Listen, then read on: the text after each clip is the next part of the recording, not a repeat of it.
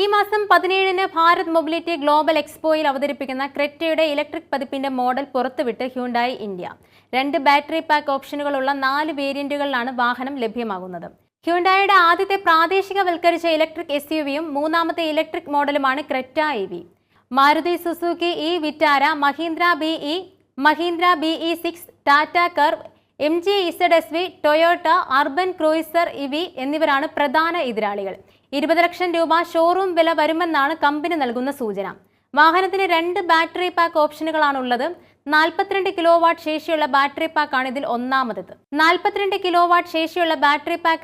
ഒന്നാമത്തേത്. ഒറ്റ ചാർജിങ്ങിൽ 390 കിലോമീറ്റർ ആണ് ഇതിന്റെ range.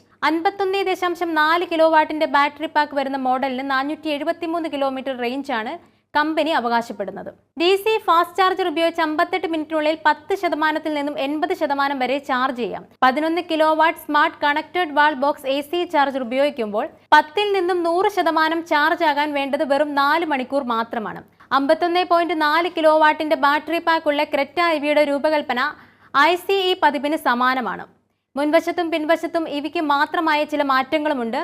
Executive, smart, premium, excellence എന്നീ 4 വേരിയന്റുകളിലാണ് വാഹനം നിരത്തിലിറങ്ങുക.